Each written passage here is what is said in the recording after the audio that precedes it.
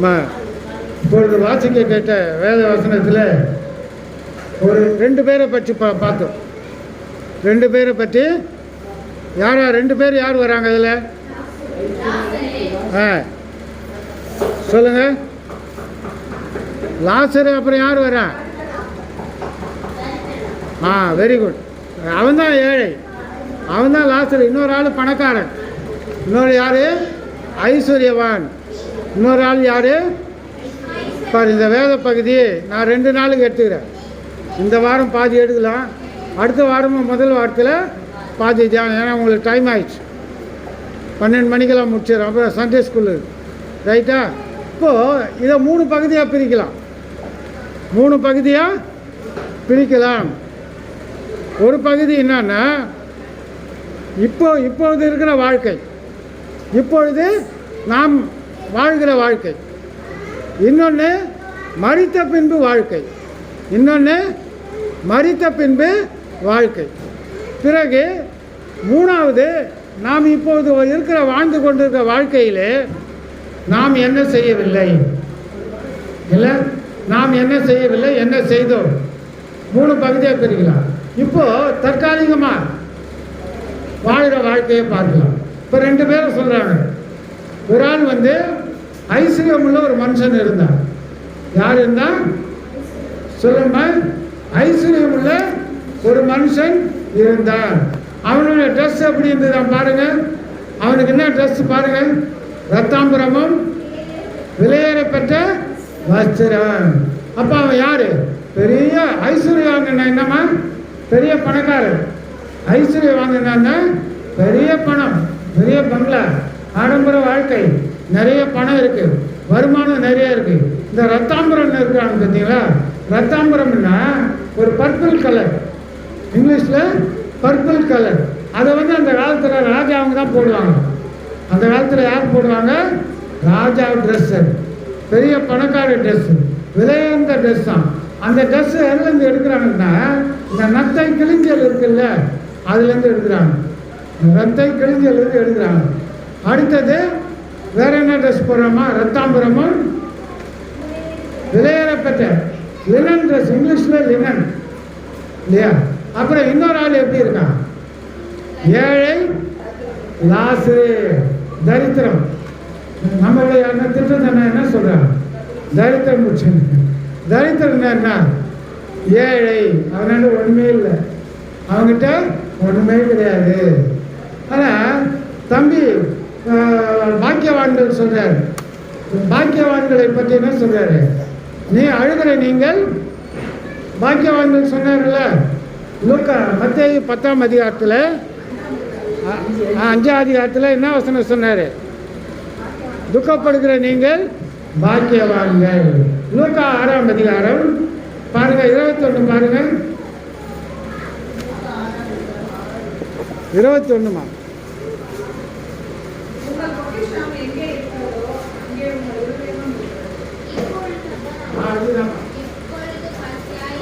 இப்பொழுது பசியாக இருக்கிற நீங்கள்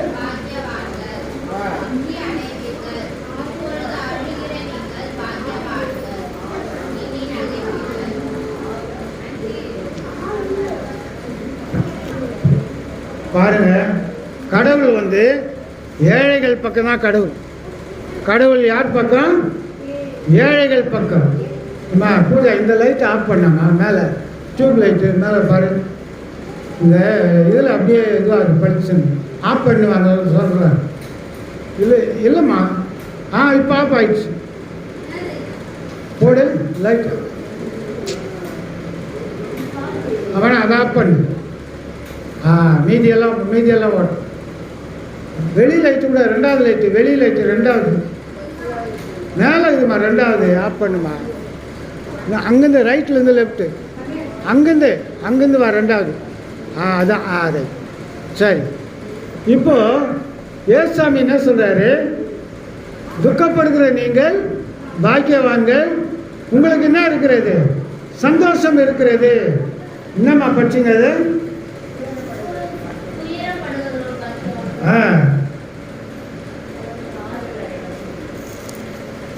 துயரப்படுகிற நீங்கள் பாக்கியவான்கள், உங்களுக்கு என்ன இருக்கிறது? இருக்கிறது? என்ன இருக்கிறது? ஆறுதல் உங்களுக்கு இருந்ததுதான். ஆறுதலை நீங்கள் ஐஸ்வர்யங்களை பற்றி சொல்றாருமா. நீங்க ஏழையை பற்றி சொன்னா 27 பாருங்க, அல்ல 27 பாருங்க.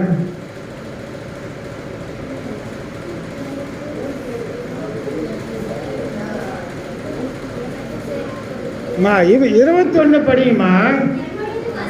இப்பொழுது பசியா இருக்கிற நீங்கள் பாக்கியவான்கள், திருப்தி அடைவீர்கள். அழுகிற நீங்கள் இனி நீங்கள் நகைப்பீர்கள். ஏழைகளுக்கு, ஏழைகளின் பக்கம் தான் கடவுள் இருக்காரு. ஏழைகள் பக்கம் தான் கடவுள் இருக்காரு. நீ இப்போ ஏழையா இருக்கிற, நீ அழுகிறாய், துக்கப்படுகிறாய், கஷ்டப்படுகிறாய். ஆனால் உனக்கு என்ன இருக்கிறது? பாக்கியம். பாக்கியம் இல்லைம்மா, பாக்கியம் ரைட்டு. 21 என்ன சொல்றாரு?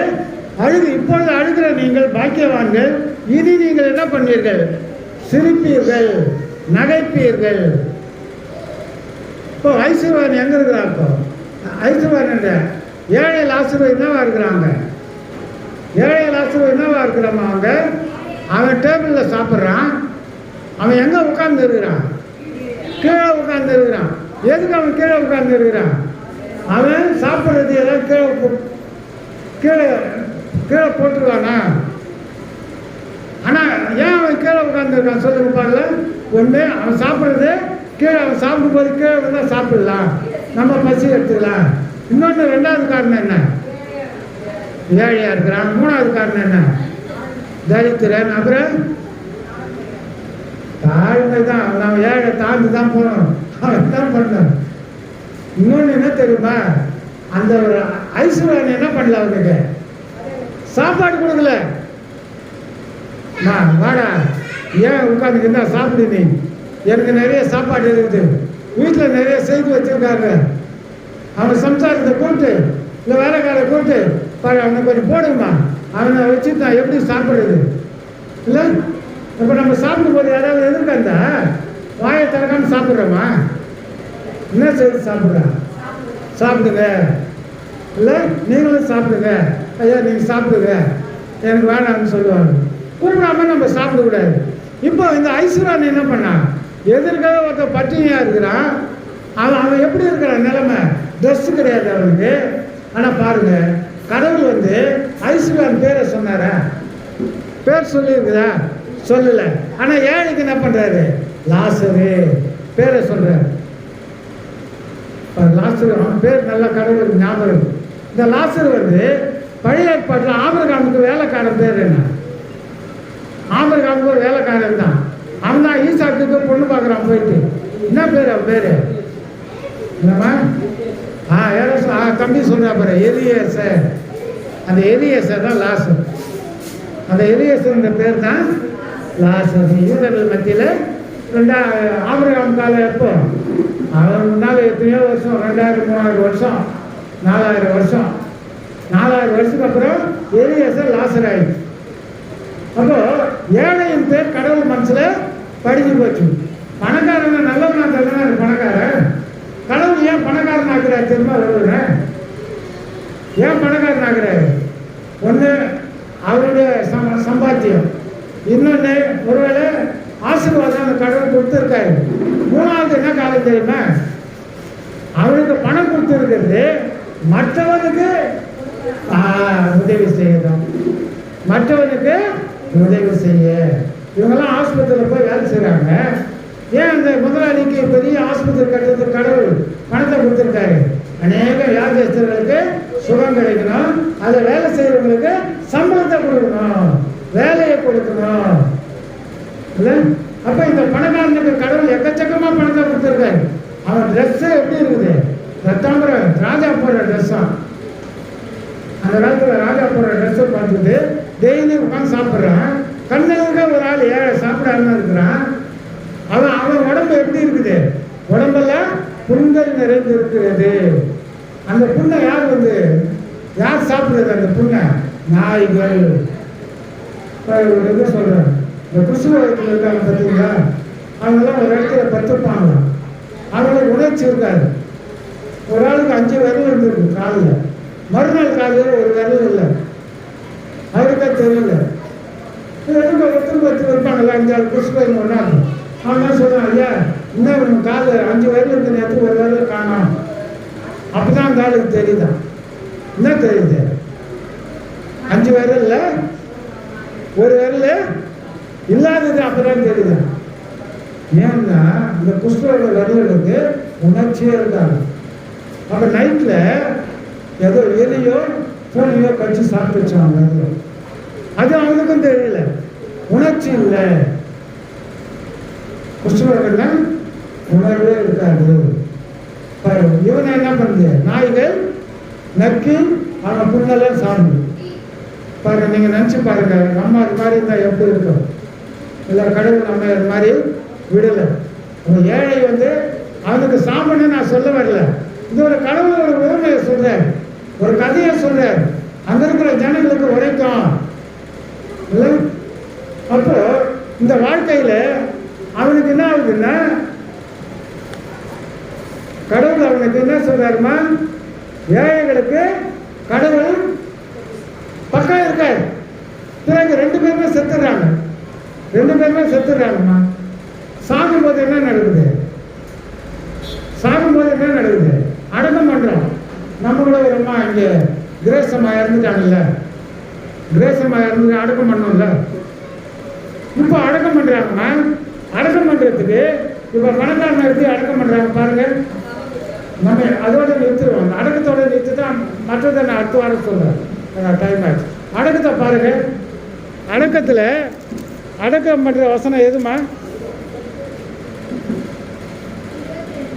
22வது வசனம் படிங்க. தரித்திரன் மரித்து தேவதூதரால் ஆபிரகாம் மடியிலே. அடுத்த இன்னொருத்தர் பாருங்க. ஐஸ்வர்யவானும் மரித்து அடக்கம் பண்ணப்பட்டான் பாதாளத்திலே. வேணாமா, 22 வரைக்குமே போகிறோம். அந்த 22வது வருஷத்தோட நிறுத்துறேன். 2 பேரும் மறிக்கிறாங்க. 2 பேரும் மறிக்கும் போது இந்த ஐஸ்வர்யவான் என்ன பண்ணுறான்? அடக்கம் பண்ணப்படுறான். இந்த ஏழையை என்ன பண்ணுறாங்க? லாசருவை அடக்கம் பண்ணாங்களா? என்ன செய்தாங்க? அதுக்கு முன்னாடி எப்படி போனான்? ஆபிரகாம் மடிக்கு தேவதூதர்கள். பிரைஸ் தி லார்ட், ஹல்லேலூயா. பாருங்க, அவன் ஏழை, இவரை யாரு அடக்கம் பண்றாங்க? தேவதூதர்கள். கடவுள் தேவதூதர்கள் அனுப்புறாரு.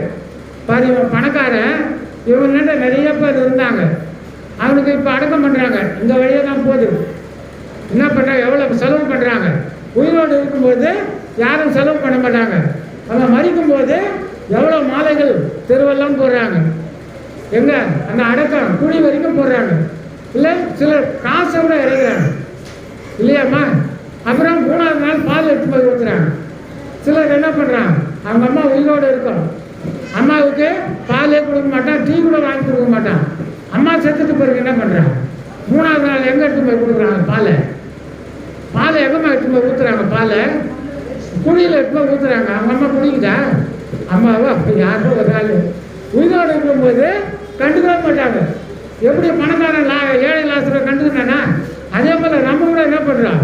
நம்ம வீட்டில் இருக்கிற ஏழைகள், நம்ம வீட்டில் அப்பா அம்மா வயசானவங்களை என்ன பண்ணுறதில்ல, நம்ம கண்டுக்கிறதே கிடையாது. ஆனால் செத்துக்க பிறகு குடியில் எடுத்து பால் ஊற்றும்.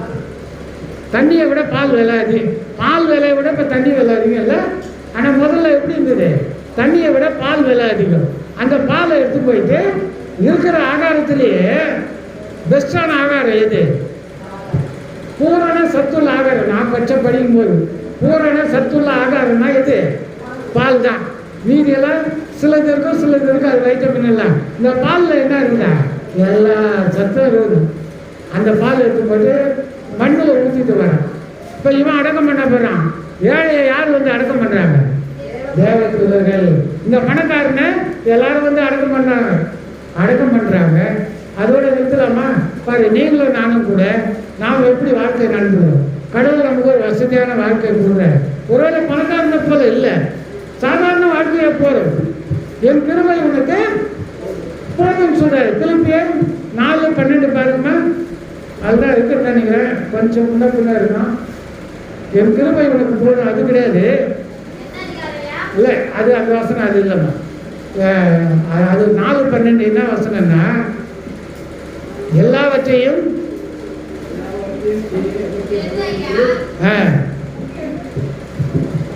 எல்லாவற்றையும் அறிந்து all things through எல்லாவற்றையும் இது 4 அந்த வசனம், இது வேற வசனம். இது வேணாம், அது படிக்காதீங்க, நான் மாற்றி சொல்லிட்டேன்ல.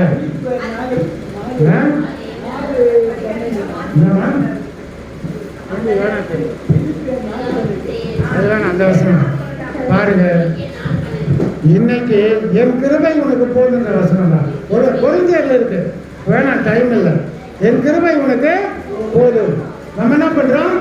இன்னும் வேற மளிகை கடையில் போனா ஒரு பொருள் வாங்குறோம். மளிகை கடைக்காரன் என்ன பண்றான்? ஒரு பொருள் கொடுத்து சும்மா விடுறானா? என்ன சொல்றான்? சுசுலா கரெக்டா சொல்றான். என்ன சொல்றான்? அடுத்தது என்ன சொல்றான்? கரெக்டா சொல்றது பாரு. வேற நம்ம ஒரு பொருள் கேட்கிறோமா, அவன் விட மாட்டான் நம்மள. மளிகை கடைக்காரன் என்ன சொல்றான்? வேற. இன்னும் என்ன, 5 பொருள் வாங்கினா 6வது வேற. அதுபோல நம்ம ஆசைகள் கூட என்ன ஆகுது? இருக்கிறது போதும் போறது வேற. நடந்து போறோம், சைக்கிள் தான் நல்லா இருக்கு, சைக்கிள் வாங்குறோம். சைக்கிள் வந்த பிறகு தான் ஆசைப்படுவான். பைக்கு தான் நல்லா இருக்கும், பைக் வாங்கின பிறகு தான் ஆசைப்படுவான். காரு தான் நல்லா இருக்கும், கார் வாங்கின பிறகு தான் பண்ணுவான். அப்புறம் அதோட பெரிய கார், எத்தனை லட்சக்கணக்கில் என்ன பிஎம் சொல்றான் இல்லை. நம்ம ஆசைகள் என்ன ஆகுதுல்ல? அலைகள் ஓய்வதில்லை. அலைகள் நிற்குதாம்மா? காவியா, அலைகள் நிற்குதா ஒரு இடத்துல? அலைகள், கடல் அலைகள் நிற்குதா? நிற்காது. என்ன ஆகுது? ஓடி நேரம் வந்து ஓய்வதில்லையா? ரெஸ்டே கிடையாது. நம்ம ஆசைகள் கூட என்ன? ரெஸ்டே, ஓய்வதில்லை. இது அது இது.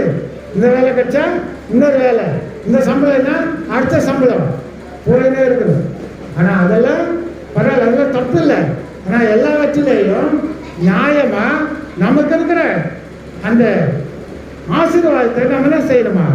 ஆசீர்வாதம் என்ன? நம்ம இருக்கிற சக்தி, நமக்கு இருக்கிற பணம், நமக்கு இருக்கிற செல்வம், நமக்கு இருக்கிற நல்ல பலம், அதை மற்றவர்களுக்கு என்ன செய்யலாம்? தேவைப்படும் பொழுது நம்ம உதவி செய்யணும்.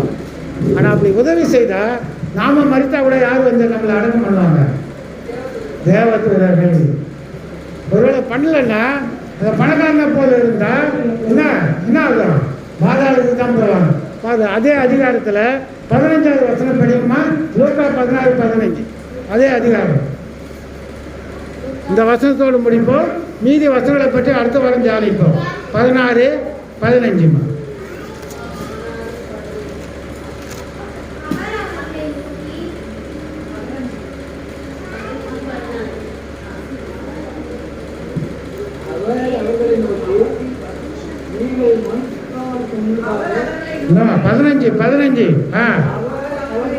அவர்களை நோக்கி நீங்கள் மனுஷர்கள் முன்பாக உங்களை நீதிமான்களாக காட்டுகிறீர்கள், தேவனோ இருதயங்களை அறிந்திருக்கிறார். மனுஷருக்குள்ளே மேன்மையாக எண்ணப்படுகிறது, தேவனுக்கு முன்பாக. பாருங்க, நம்ம மனுஷன் நம்ம 4 பேரை பாராட்டணும், மாலை போடணும். நம்ம அடக்கத்தில் நம்ம சாகும் பொழுது நமக்கு 4 பேர் 3 பேர் மாலை போடணும். நம்ம அவக்களமாக ஊர்வலமாக போடணும். அதில் கடவுள் என்ன சொல்றாரு? மனுஷர் முன்பாக உங்களை மேன்மையாக எண்ணுகிறீர்கள், தேவனும் என்ன சொல்றாரு? அதை அருவருப்படுறாரு. அதெல்லாம் தேவையில்லை. இல்லை, நம்ம இருப்பது போதும். நம்ம இருக்கிற நிலையிலேயே நான் மற்றவர்களுக்கு கடவுளுக்கு சாட்சியாக ஜீவிக்கணும். அப்பதான் நம்ம மறித்தா இவெல்லாம் வர தேவையில்லை. யார் வரணும்? நமக்கு நம்ம அடக்கம் பண்ண யார் வரணும்? தேவதூதர்கள். பிரைஸ்தரார். அல்லேலூயா. கர்த்தர் தாமே இந்த வசனங்களை ஆசீர்வதிப்பதாக. ஆமென். மீதி வசனங்களை அடுத்த முதல் வாரத்தில் திருவிருந்து ஆராதனையில் நாம் இந்த வசனங்களை பகிர்ந்து கொள்வோம். பிரைஸ்தரார். அல்லேலூயா. நாம் இப்பொழுது காணிக்கை பாடலாக ஒரு பாடலை பாடுவோம். அப்பொழுது கடவுளுக்கு காணிக்கை கொண்டு வந்தவர்கள் விசுவாசத்துடன் படிக்கும்படியாக உங்களை கேட்டுக்கொள்கிறேன்.